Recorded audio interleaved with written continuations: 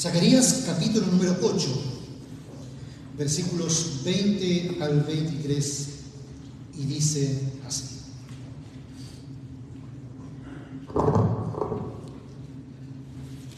Así dice el Señor Todopoderoso. ¿Quién habla aquí? Es Dios.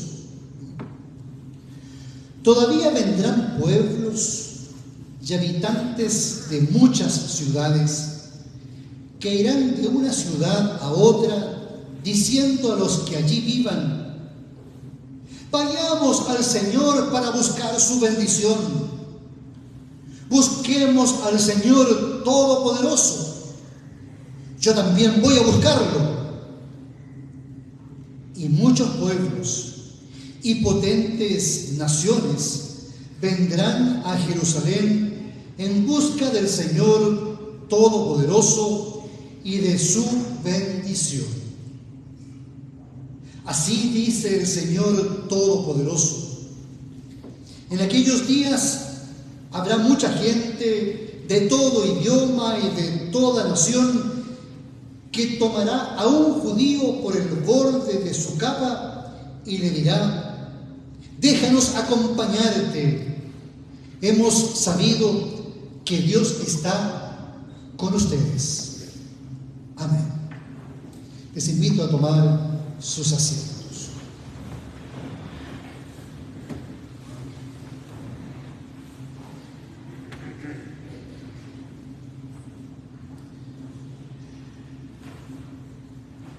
¿Le ha pasado quizás alguna vez a ustedes de alguna persona que le ha dicho: oye, invítame a tu iglesia que yo quiero ir a alabar a Dios?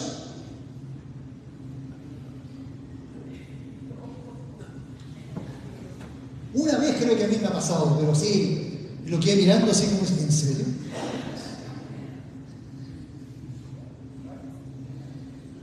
Por lo tanto, aquí tenemos que explicar esto, qué es lo que pasa en este texto que seguramente ustedes leyeron, ustedes escucharon, y chino, muy bien, joven. Bueno, chino hoy día se entiende mal, ¿no? En todo caso. A ver, Zacarías es un profeta. Los nombres de los profetas son hermosos.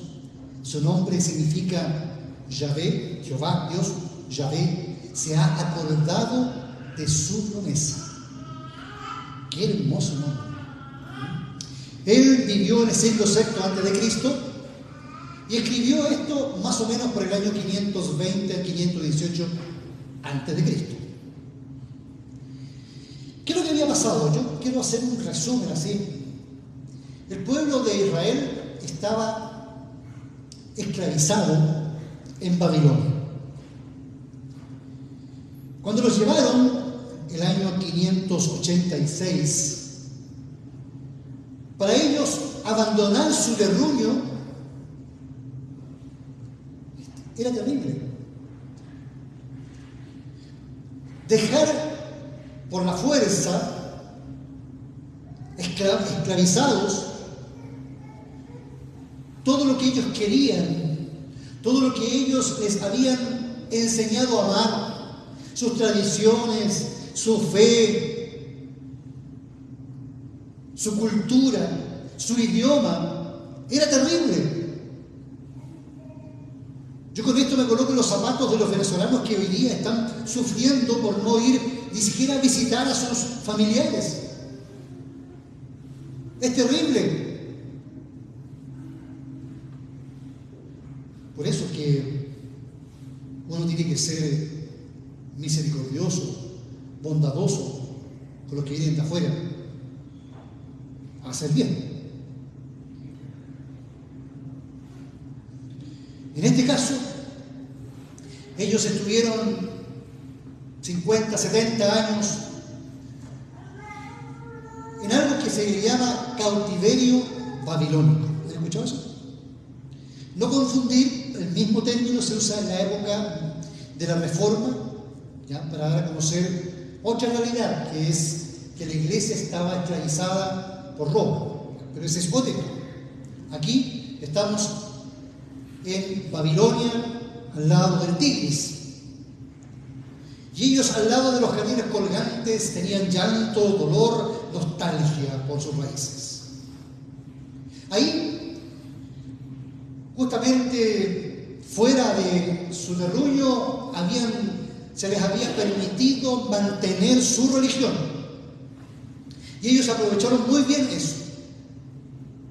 De hecho, ahí pudieron mantener el idioma hebreo, que es el idioma religioso.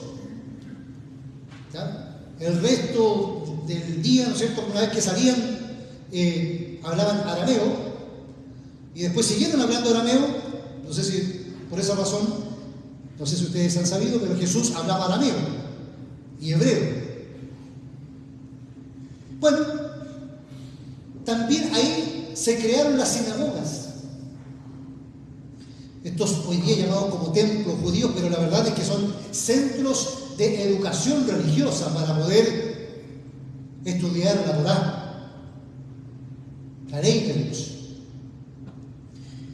Y de repente cambia de imperio, porque en esos años un imperio destruía al otro, ¿no es cierto? Se iban sobrepasando, y pasamos del imperio babilónico al imperio persa. Y los persas no fueron tan malos con los judíos. Y les permitieron volver a Jerusalén. Imagínense lo que fue eso cuando le dijeron: sí, lo fue rey, ustedes ahora pueden ir y volver a su tierra. Yo me imagino el llanto, la alegría, los abrazos, pero no salieron inmediatamente. Tuvo que pasar un segundo rey, porque se murió Ciro, Darío el Grande. Estos nombres lo escuchamos en nuestra enseñanza media, ¿no? Darío el Grande. Y con él pueden salir los judíos a Jerusalén. ¿Estamos bien hasta ahí, no? Cuando llegaron a Jerusalén, inmediatamente fueron al templo y encontraron esto. Esta no es una foto, ¿eh? Es un dibujo. Encontraron absolutamente destruido su templo. Este era el primer templo. Para ellos seguramente, como ustedes saben, en esas religiones de Medio Oriente, la importancia que tenía el centro religioso, cualquiera. Hoy día tenemos, ¿no es cierto?, la Meca para los musulmanes. Imagínense ustedes, esto era para llorar y llorar y llorar, como su templo, y con ello su orgullo estaban por el suelo. Si para ellos la presencia de Dios mismo estaba en el templo.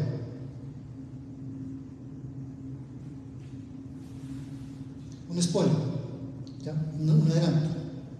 Ellos construyeron este templo. Este segundo templo se llamó el templo de Zorobabel, que era el arquitecto. ¿Ya? Lo vamos a ver enseguida. Si quieres lo puedes mostrar. ¿El siguiente? Ese, ahí está. Este es el que conoció a Jesús. ¿Ya? Por si acaso, para darle a conocer la importancia de este centro religioso. Pero en el año 70 después de Cristo, Ciro, el general en ese entonces, futuro emperador, lo va a destruir. Lo va a destruir prácticamente entero, y al día de hoy los judíos solo les queda un muro que se llama el muro de los lamentos, donde lloran la pérdida de este segundo templo. Y ahí se lucubra, ¿no es cierto?, habrá un tercer templo. Sí, pero no hecho de manos. Pero volvamos. Cuando encontraron esto destruido, ellos quedaron destrozados, porque había 1000 tribus alrededor tratando de hacer la vida imposible, porque en las tribus que estaban ahí no estaba contemplado que volvieran. Y empezaron a haber escaramuzas y comenzaron a construir, pero estaban deprimidos, cansados, no podían dormir. Y es allí donde aparece Zacarías y otro profeta, Ageo, para decirles de que tienen que seguir adelante, tienen que construir. El pueblo ahí comenzó ya a terminar el templo, que su construcción duró 6 años. Pero estas palabras y la historia que he contado nos sirve un poco para pensar en que a veces hay pueblos que la pasan muy mal. Ucrania en estos momentos lo está pasando, pero horrible. Pero en estos momentos el pueblo de Israel ni siquiera estaba en su propio terreno. Y hay en la vida momentos en que la pasamos muy mal. Se hace cuesta arriba. Hasta los deberes se hacen pesados. Algunos se sienten menoscabados, cansados y con impotencia. Sin embargo, aparece la palabra de Dios y nos dice: levántate. Tú eres mi hijo, tú eres mi hija. Levántate. Se sentían abandonados como el profeta Elías. No sé si ustedes conocen esa historia. Elías era un profeta mucho más antiguo, ¿cierto? Que de repente hubo una reina, Jezabel, que lo salió a perseguir. Y él llegó, ¿no es cierto?, un momento terminado por el desierto, más allá del desierto, y conversaba esto con Dios: me consume mi amor por ti, Señor. Los israelitas, han rechazado tu pacto, han derribado tu propio pueblo, los altares. A tus profetas los han matado y yo soy el único que ha quedado. ¿Pero qué le dice Dios a Elías? Tranquilo, Elías. Yo preservaré a 7,000 israelitas que no se han arrodillado ante Baal ni lo han besado. Seguramente el pueblo de Israel, cuando estaban construyendo este templo, se sentían solos. Así como muchos de nosotros algunas veces en la vida parece que hicimos lo correcto y nadie nos apoyó. Hasta la familia se nos vuelve la espalda. Pero aún en esas ocasiones Dios nos dice: no te dejaré solo. Hay gente mía que estará al lado tuyo, te levantará, te dará de su bendición y volverás a ser grande, un instrumento en mis manos. Ese es el contexto.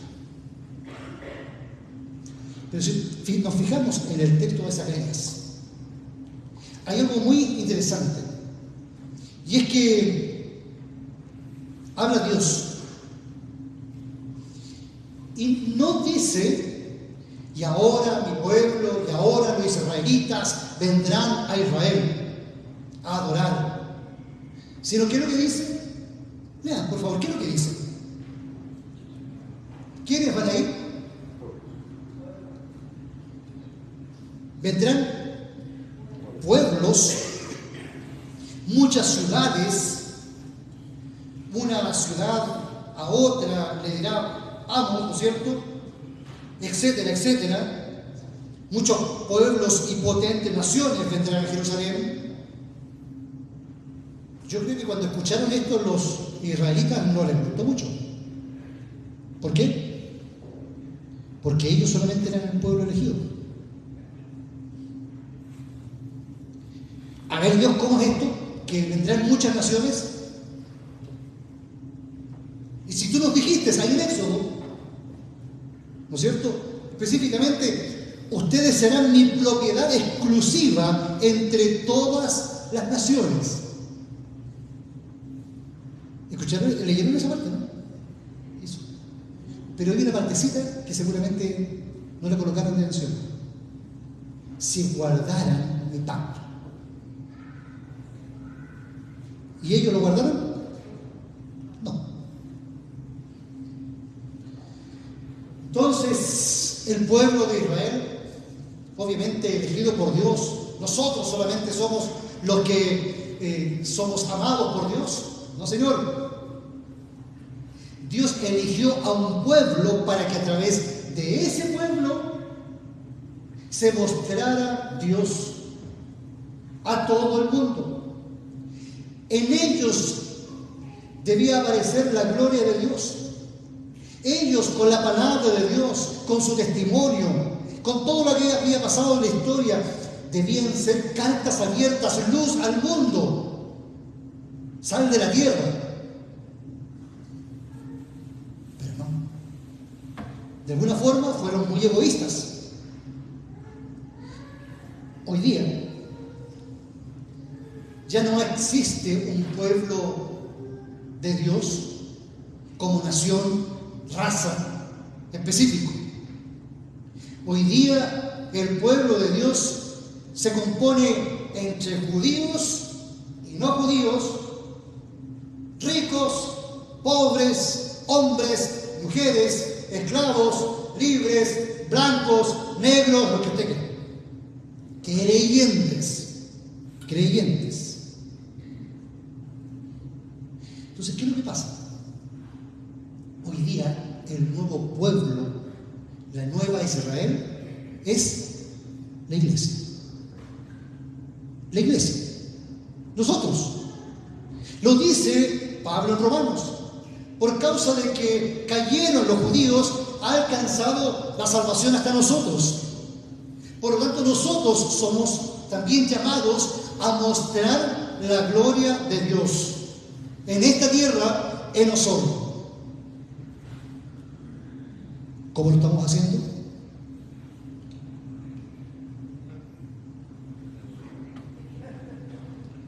¿Cómo lo estamos haciendo? Puntos suspensivos.